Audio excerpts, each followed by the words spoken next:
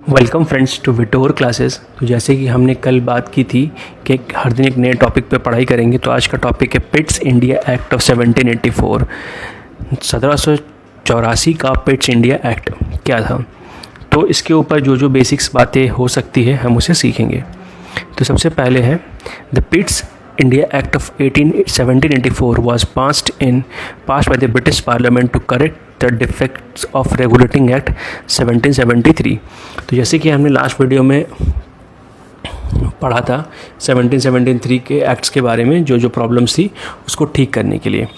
The previous act has failed to bring the efficient control over the East India Company administration, as the Governor General Council often faced deadlocks and the Supreme Court jurisdiction conflicts led to confusion।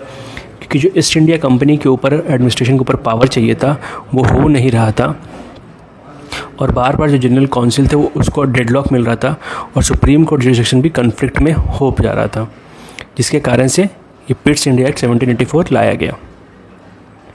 अगला है हमारा Additionally, the British government had realized that India's administration could not be left entirely in the hands of a trading company, as corruption, financial mismanagement and territorial expansion continued unchecked।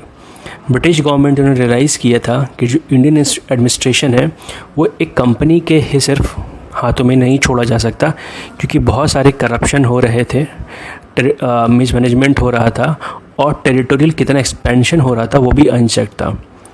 After the first Anglo Maratha war, तो ये important है, first Anglo Maratha war कब हुई थी?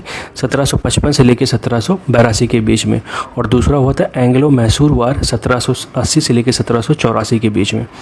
It became clear that India was not a commercial territory but a significant political and military asset for the Britain। ये सिर्फ पता चल गया था ब्रिटिश लोगों को कि ये हमारा सिर्फ एक बिजनेस हब नहीं हो सकता, यहाँ पे मिलिट्री भी अच्छी बन सकती है, पॉलिटिकल स्टैंड भी बहुत अच्छा हो सकता है। To resolve this issue, British prime minister William Pitt the younger, ये इश्यूज़ को रिजॉल्व करने के लिए उस समय के British prime minister William Pitt the younger, जिनको बोला जाता था, introduced Pitt's India act in 1784। Pitt's India act को 1784 को लाया गया था, which established dual control over India, जो कि ड्वेल कंपनी दोहरा नियंत्रण या कह लीजिए ड्वेल कंट्रोल इंडिया के ऊपर लाया गया था। Dividing the administrative powers between British government and east India company, जहाँ पे पावर ब्रिटिश इंडिया कंपनी और ईस्ट इंडिया कंपनी में डिवाइड हो गया था।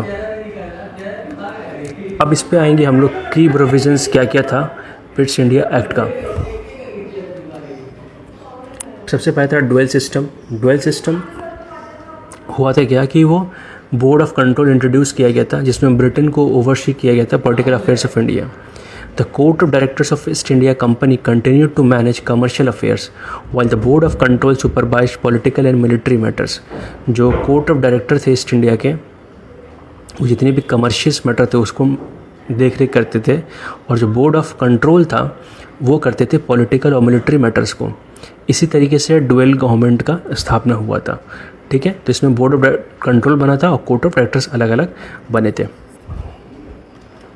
गवर्नर जनरल अथॉरिटी स्ट्रेंथन, जो गवर्नर जनरल का जो अथॉरिटी था, जो पावर तो बढ़ाया गया था। Governor general Bengal was given greater powers over the Madras and Bombay presidencies. जो बंगाल के गवर्नर जनरल थे उनका पावर मद्रास और बॉम्बे प्रेसिडेंसी पे भी था और बहुत ज़्यादा था। The act marked a shift from a decentralized to a centralized administration in British India। तो ये एक्ट क्या क्या शिफ्ट किया डिसेंट्रलाइज एडमिनिस्ट्रेशन टू सेंट्रलाइज्ड। देखिए डिसेंट्रलाइज और सेंट्रलाइज में क्या फ़र्क होता है? डिसेंट्रलाइज मतलब होता है कि सबको थोड़ा थोड़ा पावर सब में बांट दिया जाए, और सेंट्रलाइज मतलब सबको किसी एक को रिपोर्ट करना है, वो सेंटर है, ठीक है। इस तरीके से मान सकते हैं बेसिक डिफरेंस के लिए। अगला आएंगे रिडक्शन इन काउंसिल पावर। जो काउंसिल का पावर रिड्यूस किया गया है।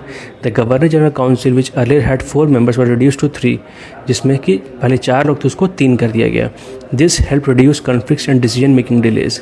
मतलब कि जिस तरीके से वो रिड्यूस करते जो कॉन्फ्लिक्ट होता था, परेशानी, ये फैसला हुआ, हाँ दो ने हाँ बोला, फिर मैंने अगला बोला वो नहीं हो पाएगा, जिसके कारण से कभी कोई फैसला आता ही नहीं था, जैसे कि हमारी गवर्नमेंट डेमोक्रेसी में ये भी चल रहा है इस तरीके से। तो मैंडेट किसी एक को पावर बहुत ज़रूरी है, अपोजिशन होना चाहिए, बट अगर पॉजिटिव रहे तो ही ठीक है।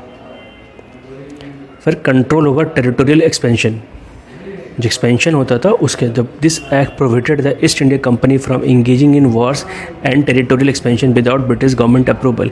ये एक्ट क्या गया था, प्रोहिबिट किया था जो कंपनी थी कि उसको अपना क्षेत्र बढ़ाते रहने का और किसी के साथ भी वॉर करने के लिए, जब तक कि ब्रिटिश गवर्नमेंट हाँ ना बोले। This was a response to criticism in Britain that a company was pursuing military conquest beyond its original commercial objective. ये क्रिटिसिज्म हो रहा था, ऐसा धारणा फैल गया था ब्रिटेन में कि जो कंपनी है वो परस्यू कर रही है अपना जो उसका कमर्शियल पर्पज़ है उससे ज़्यादा कुछ और कुछ कर रही है। ठीक है, फिर companies revenue and governance under scrutiny, जो कंपनी की रेवेन्यू थी और जो गवर्नेंस थी उसकी स्क्रूटनी भी की जाने लगी थी।